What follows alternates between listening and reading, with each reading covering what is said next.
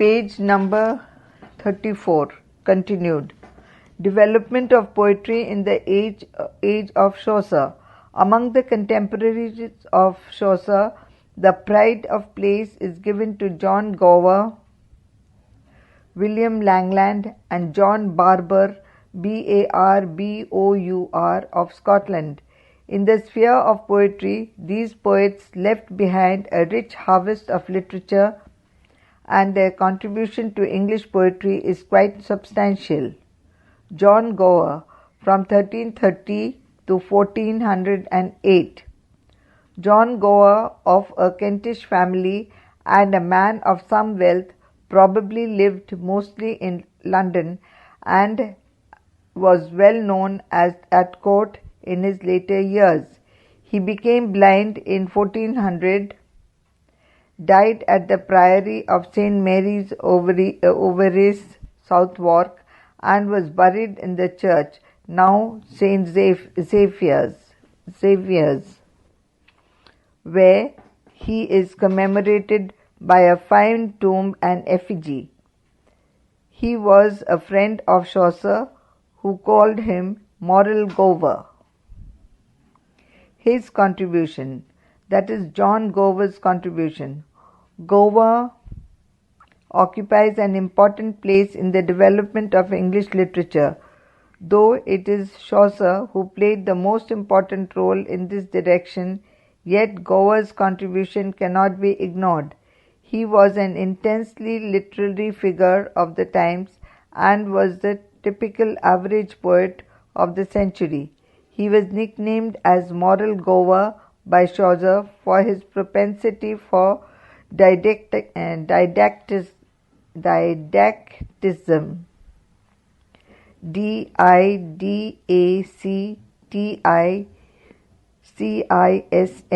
didacticism.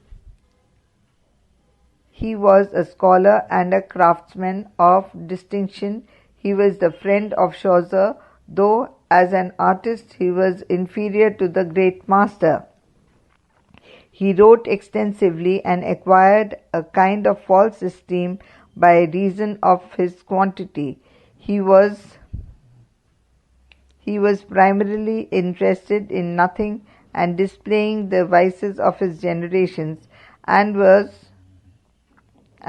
more of a moralist than a poet. He had a somber vision and was without a trace of that joy in life and pleasure in observing it which are so vivid in Chaucer. He had certain ideals which he cherished and upheld with the zeal of a moralist. Finding the state of society much below his moral idealism, he fell foul of it and condemned the vices undeservedly. He was a moralist at heart and remained so throughout his life. End of page 34. Now page 35.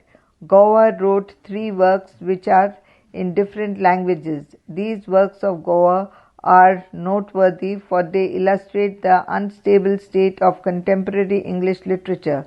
His first poem, Speculum Meditantis, is written in French. The second, Vox Clamantis, is composed in Latin, and the third, Confessio Amantis, is written in English. This diversity in the choice of language shows clearly the opinion of the age that the English tongue is not as yet obviously the one single instrument of literary expression. Speculum Meditantis consists of an elaborate allegory of the attacks of the 7 deadly sins and their offspring upon mankind. The poet presents a complete review of the state of the world and its corruptions from the times of Rome to his own times. He vividly pictures the wickedness of London, its dram shops, its cheating merchants and shopkeepers, its slothful monks and friars, its vulture-like lawyers, and its lazy and rebellious laborers. The works the works is systematically conceived and executed. The tone is one of moral earnestness, and the vignettes of contemporary life are painted without color and vigor. Vignettes of contemporary life are painted with color and vigor. This poem is quite representative of the age. It is a sermon against the immorality of the age and covers 30,000 lines. Vox Calamantis, written in Latin, represents Wat Tyler's W-A-T Tyler's rising in 1381. Gower, being a landowner in Kent, felt the full brunt of the disturbance. He wrote from the aristocratic point of view. His interests were all on the side of the landlords. He represented the common people as beasts, oxen, dogs, flies, frogs, because of the evil magic of the time. The poem is full of horror and dismay at the social volcano which had opened for a moment, threatening to engulf the whole nation. He considered the ills of society as the outcome of social vices which needed reform.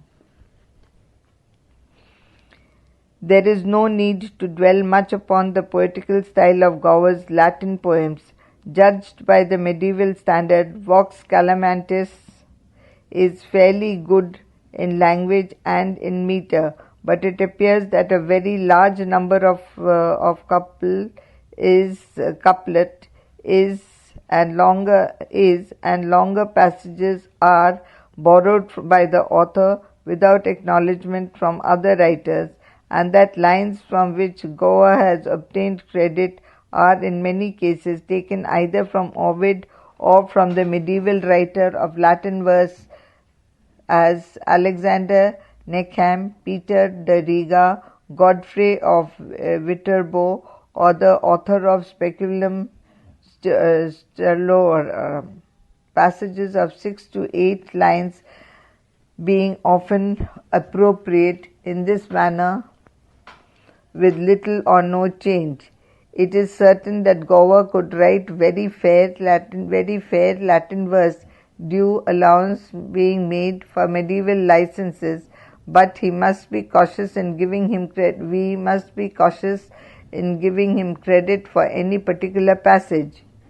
Confessio Amantis, written in English in East Midland dialect, is Gower's most popular work.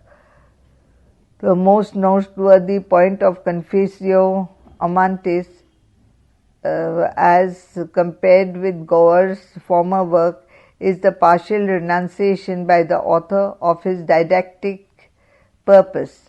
He does indeed indulge himself in a prologue in which he reviews the condition of the human race, but at the beginning of the first book he announces the discovery that his powers are not equal to the task of setting the world right. It stands not in my suffiance so great things to compass, but I mote let it overpass and threaten upon other things. He avows therefore that from this day forth he intends to change the style of his writings and to deal with a subject which is of universal interest, namely love. At the same time, he will not wholly renounce his function of teaching, for love is a matter in which men need much more guidance, but at least he will treat the subject in such a way as to entertain as well as instruct. The book is to be between the two, sometimes somewhat of lust, somewhat of love. Hence, though the form may suggest instruction, yet the mode of treatment is to be popular. That is to say, the work is to consist largely of stories.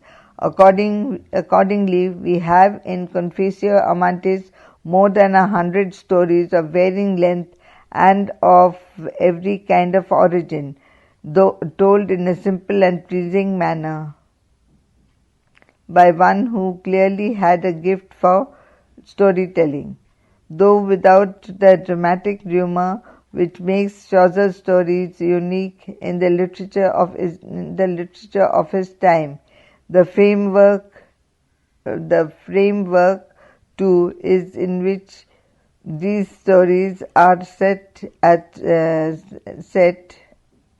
is pleasing.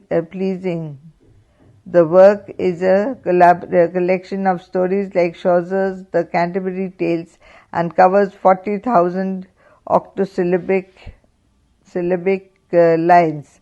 A lover makes confessions to a priest of Venus, a learned old man named Genius, and the stories are narrated by the priest for the purpose of illustrating the 7 deadly sins, especially affecting love and lovers. Each story is made to reprove one of the 7 daily sins.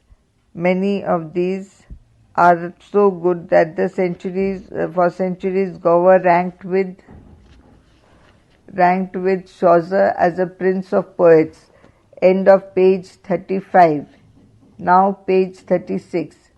If many of the stories are well told in a plain style, many of the others are not worth the telling.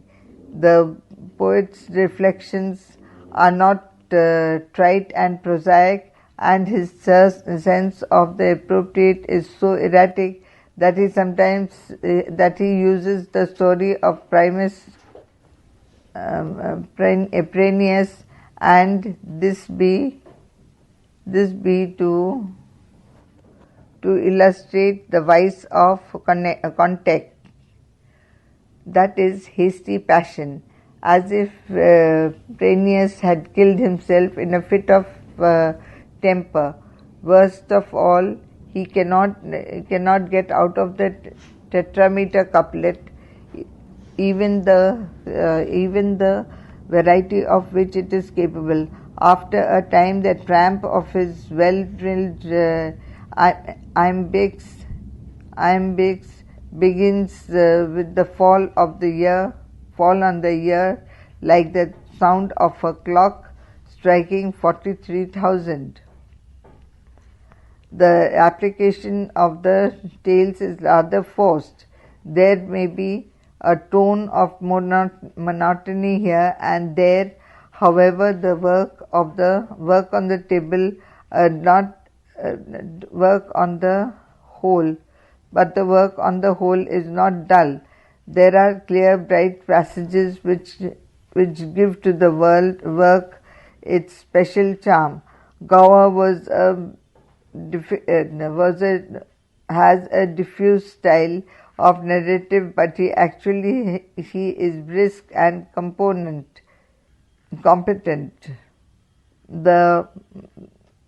But occasionally he is brisk and competent. The meter is an octosyllabic couplet of great smoothness and fluency.